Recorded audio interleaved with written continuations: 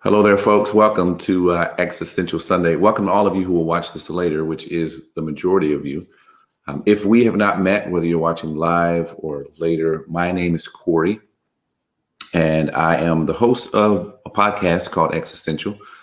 I put on this broadcast every week called Existential Sunday. I'm also a writer and speaker, and most importantly, I'm a husband and a father.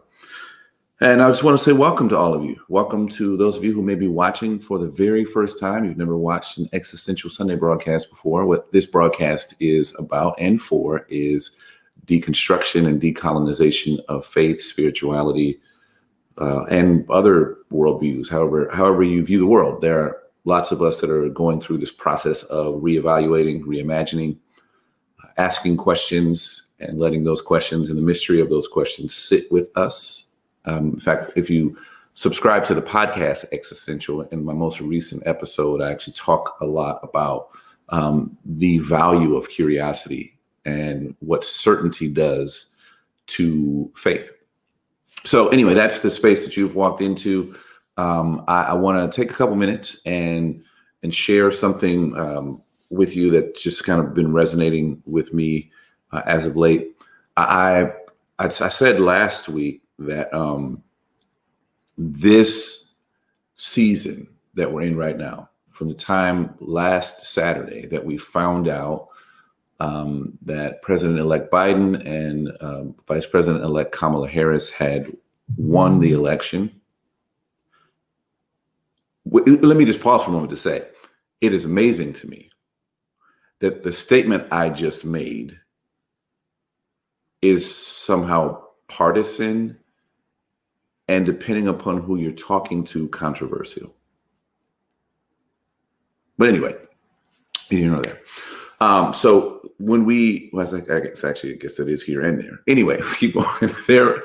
What I said it felt like is, Return of the Jedi, the scene at the end, fireworks going off throughout the galaxy. It to some degree also feels like in the Matrix, the last Matrix 3, which quite honestly, they didn't need most of. There's only like 2 scenes, I think, in that movie that are worth seeing, but they're epic scenes. But one scene in that movie is Trinity and Neo. Sorry if I'm spoiling this movie that's 100 years old for those of you who haven't seen it yet. Trinity and Neo are flying this like spaceship into the Machine City. And then the Machine City is super dark and rainy, and there's thunder and lightning. It's just you feel the evil of it. It's so dark. So I was trying to tell you. And they're flying the spaceship towards the Machine City, and they get into this conflict, and then they fly above the conflict, and they pierce like this cloud, the dark cloud, and they fly up, and all of a sudden it's like, ah, and you just see there's like the sun, and it's a beautiful bright sky before they plunge back down to re-engage in saving the world from machines. That's what that kind of felt like. Like for people who had felt for 4 years that we were living under a tyrant, that we were living in a really dark time. I think the prospect of hope, not that President-elect Kamala, Vice President-elect Kamala, or President-elect Joe Biden were the saviors.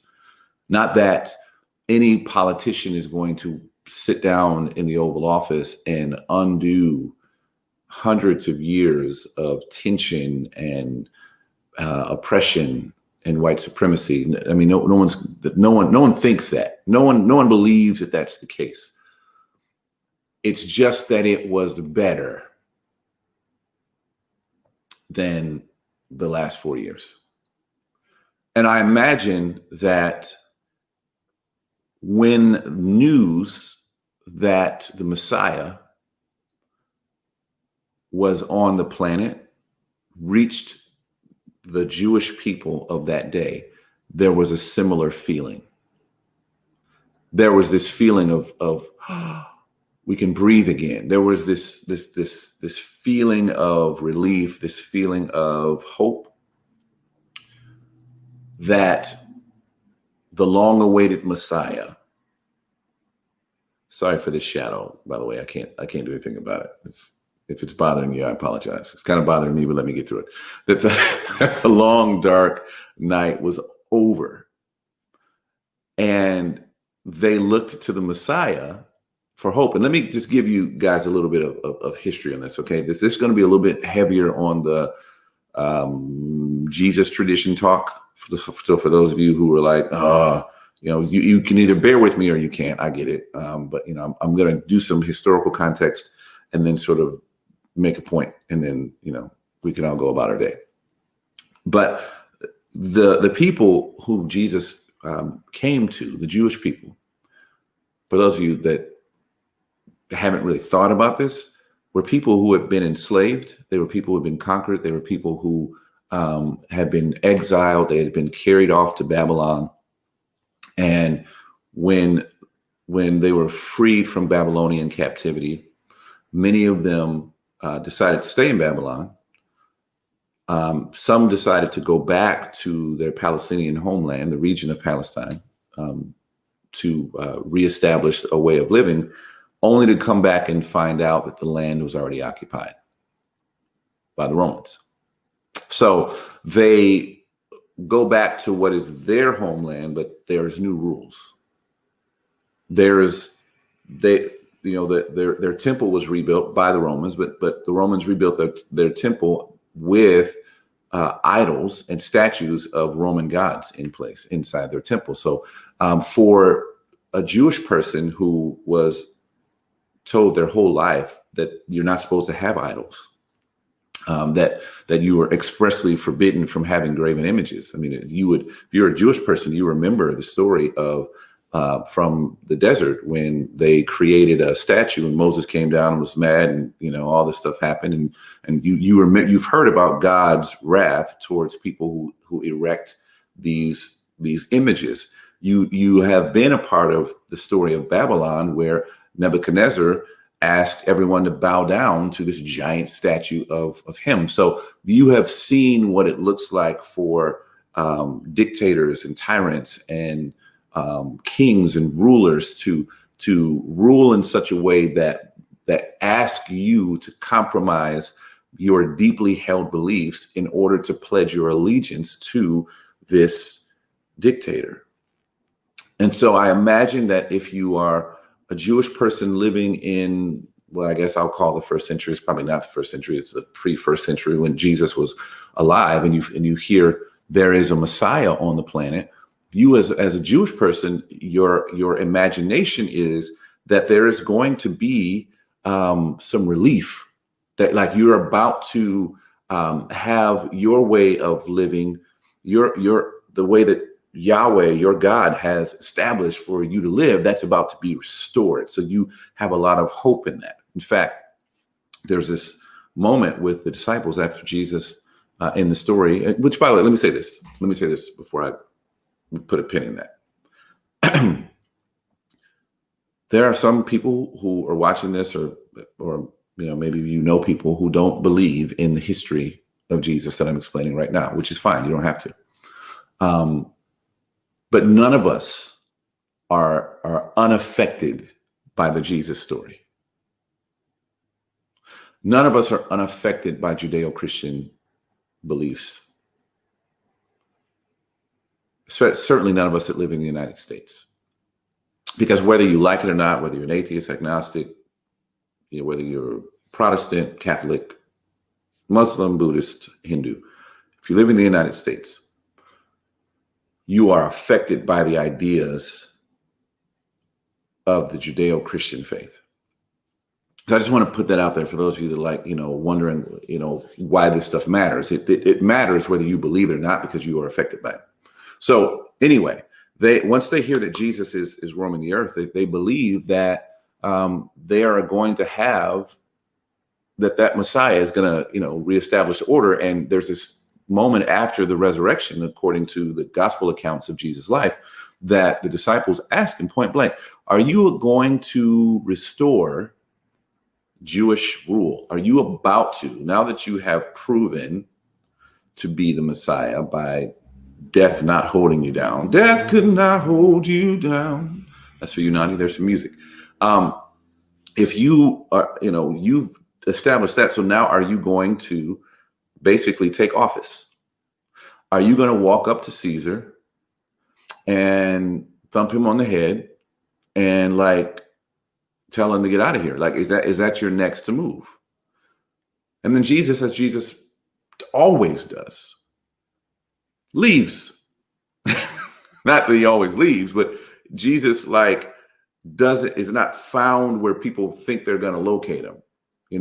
It's like there's a storm happening on a boat and you think, oh my gosh, we're in existential danger, and you go and find Jesus asleep. We are now living under this Roman oppression. We have zealots who are violently trying to overthrow the Roman government, which is the Barabbas that I've talked about this before, but for those of you who've never heard it, the Barabbas character that the Jews asked for his release. Barabbas was one of those zealots who was violently opposing the Romans, who was leading an insurrection, right? So you have all of this happening, and in the middle, after the question is asked of Jesus, are you going to take over now? Like, are you about to go over there and show Caesar who's boss? And Jesus, shortly after this, is like, no, I'm leaving.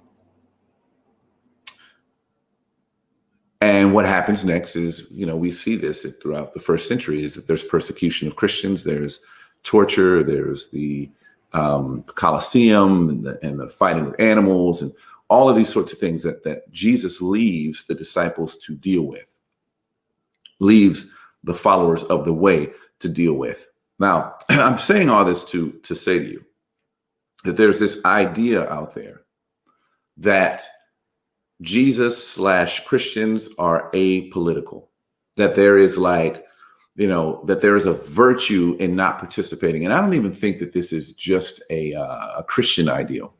I think it's kind of a cool kid, United States way of behaving in an apolitical way that's just like, hey, I'm above the politics of it, bro. Like I don't get into politics. As if that's virtuous. And it's actually not that virtuous. Like, to be a person who says, I don't get into politics, especially if you're a person of faith, because when you, again, let's dial it back a moment. The disciples had an expectation that Jesus was going to be involved in the political process physically. There's going to go, okay, now you've proven that you're God. Now go take over. And Jesus says no, which is interesting.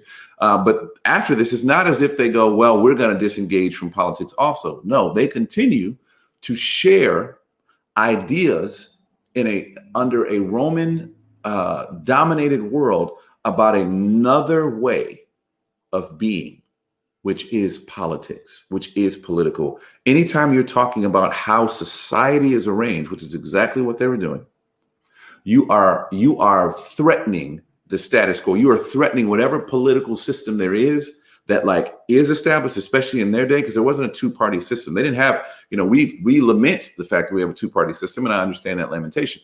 They didn't have a two-party. They had a one-party. You had the power, you had the army, you had the soldiers, you had the allegiance, you were in charge. There was no alternative to that, period. There was no other, not even in subtle ways, which is why Jesus was crucified. That you don't get to talk about another kingdom, even if as many of us, not us, many of modern Christians believe, even if it's metaphor, you don't get to talk that way. So the disciples and the apostles, after Jesus is gone, go on to share good news, the gospel, the good news being that there is another way. In fact, that's why they were called followers of the way. They weren't actually even called Christians. They were called followers of the way. The way was a movement, which is where the persecution comes from. They were not persecuted because they invited Jesus into their hearts as their personal Lord and Savior. Now, many of us kind of have this idea about persecution that, like, oh my gosh, the world's gonna someday chop people's heads off because, sorry if your kids are watching, because they've invited Jesus into their hearts. That is not how that works.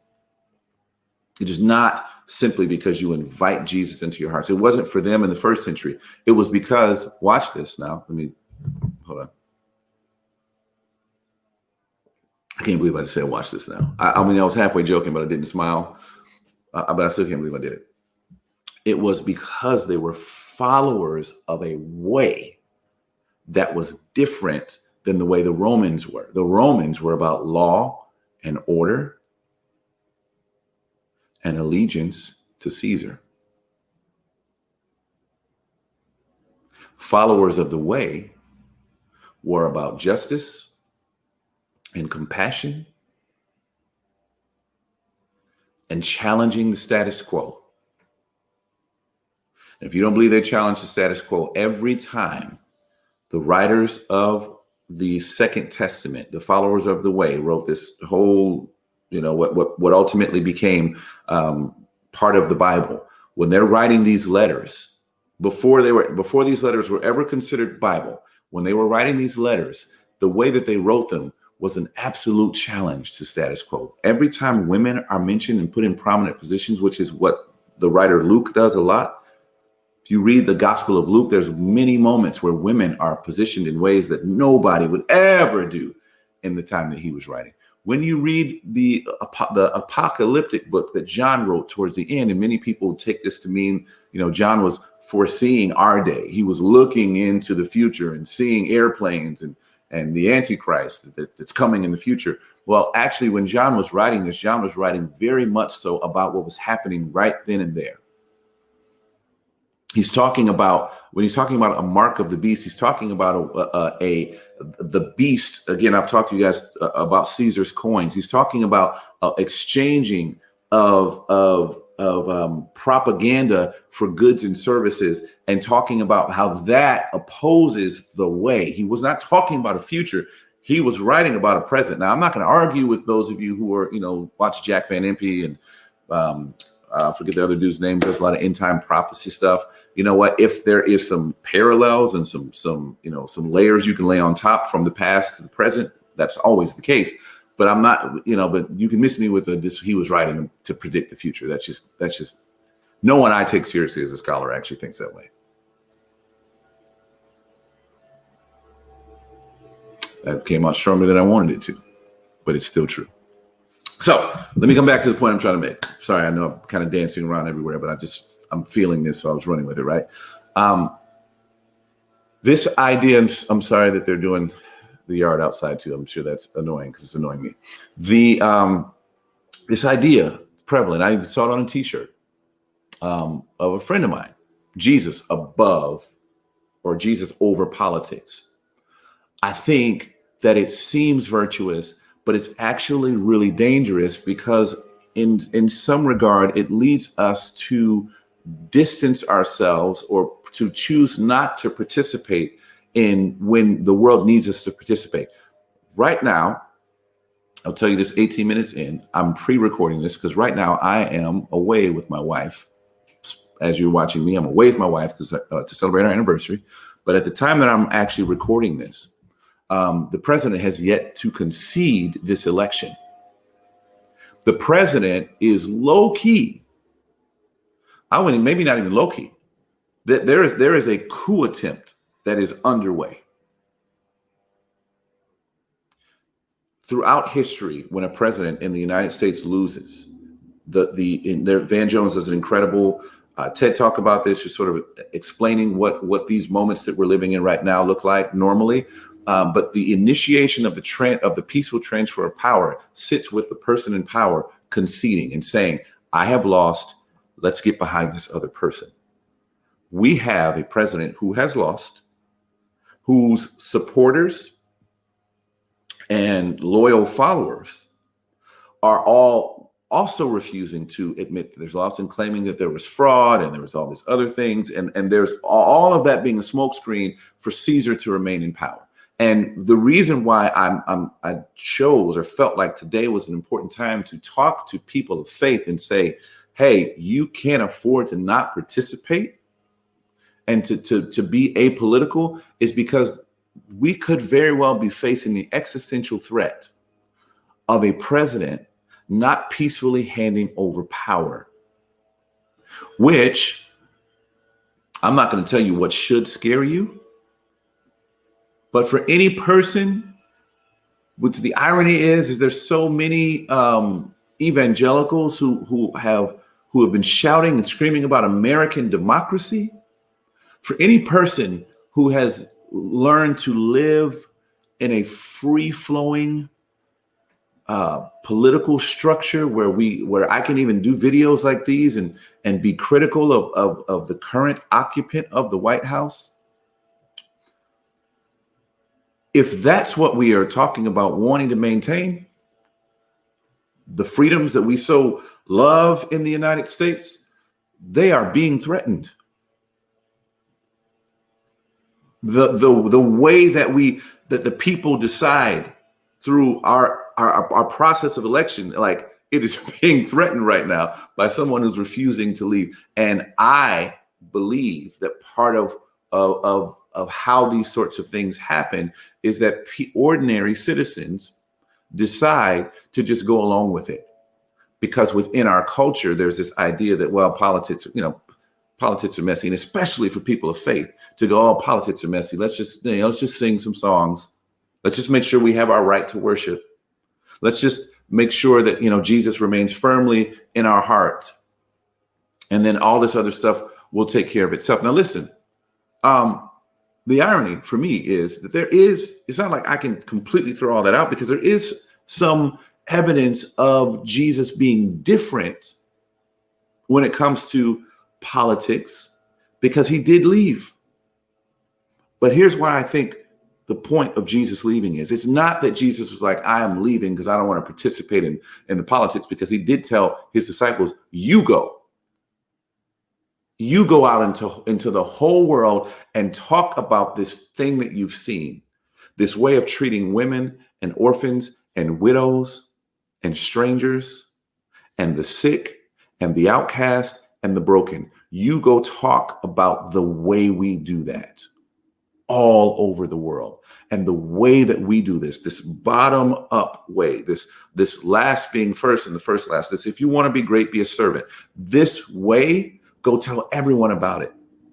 Knowing full well that once Caesar hears that this way is being talked about, that people are moving away from fear and allegiance and the strong survive to if you're strong, show your strength by serving and show your strength by administering justice. This way threatened Caesar, and Jesus was fully aware of it. But I think Jesus' removal of himself and not physically going and by force and violently taking over was to say there is a better way.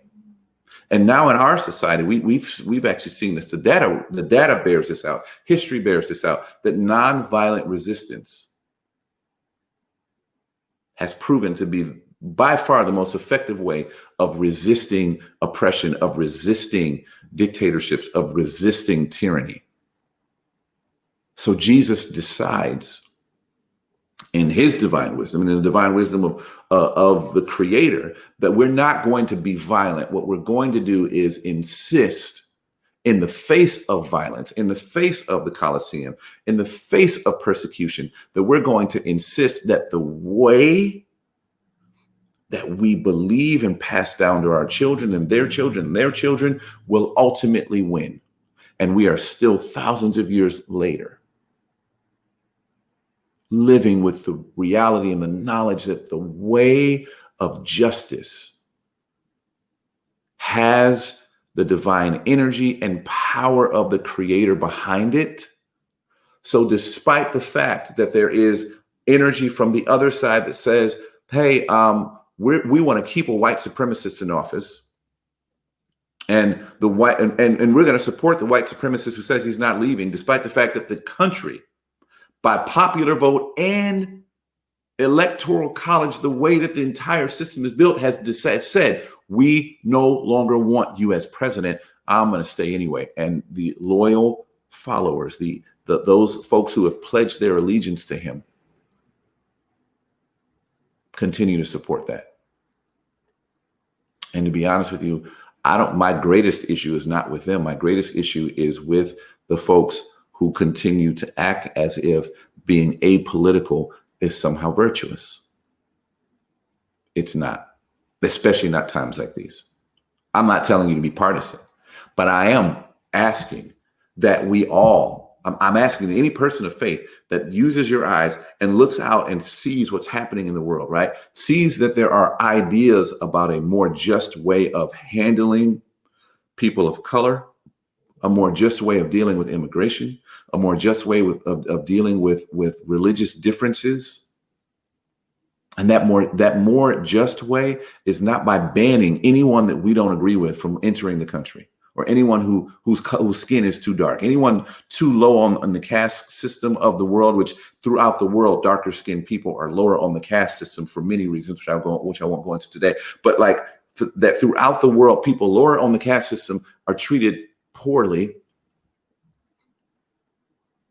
So we in the United States, with our southern border wall and our bans on countries where the overwhelming majority of these people are Black and brown, there is a more just way of treating people. And I need you as people of faith, especially those of you who've been watching for 26 minutes, and you're not church leaders, you can tune out, you can say goodbye.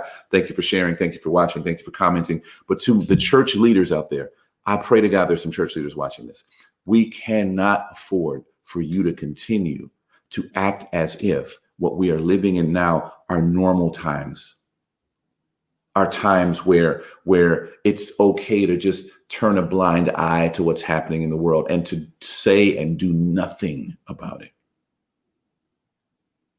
to completely disregard the pain, the suffering, and now recently the utter joy of people who just want to live in freedom.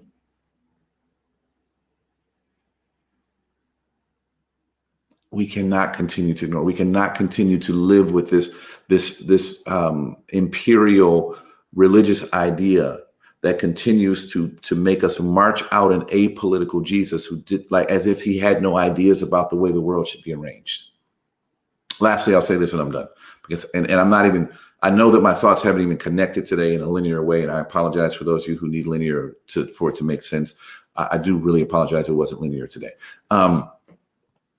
There is something that happened with Constantine that I think while there are many things that were great, I shouldn't say many, I'm sure there were some things that were great about the Constantine marriage between the church and Constantine making basically the state religion Christianity. I guess the good thing is that people stopped being murdered for their faith. But the bad thing is that Christians started murdering other people for their faith. The Crusades were a result of this. But beyond that, Constantine was a man who refused in his day to truly live within the way. There was a catechism that the first, second, and third century Christians followed. There was a way of entering into the way. There were certain ideas that you subscribed to. There was a whole process in Constantine, and part of that process was baptism. Constantine usurped that entire process until his deathbed. And what we witnessed happen with the followers of the way in that second and third century, though we owe them, our people of faith certainly owe them our lives, what wound up happening with them is that they, nestling up close to power, led them to make exceptions for Constantine that they would not make for anyone else. And what we've seen happen over the last 4 years, and we continue to see happen now, is that Christian leaders are making exceptions for Donald Trump that they would not make for anyone else because of the seduction of being nestled up close to power. Because though in a twist of and a plot twist, though there's a lot of apolitical Jesus preaching, we are still very, in certain traditions and certain pockets of the faith, there is still a very much so let's get close to this power source so that we can see the world be the way we want it to be. It's a shortcut. It's a shortcut to discipleship and getting involved in the messiness of philosophy and conversations in people's lives and getting into their worlds and understanding how they work. The shortcut is just to get close enough to power so that power can tell everybody what to do. With that, I'll leave you. Again, sorry, guys. Well, I'm not sorry. I need to stop apologizing. Okay. I'm not sorry. I rewind the tape. I didn't say I'm sorry. Thank you, though, to those of you who have been a part of the Patreon community and been supporting this work and believe in this work and share this work. I appreciate you. You are the wind beneath my wings. Grace and peace to all of you.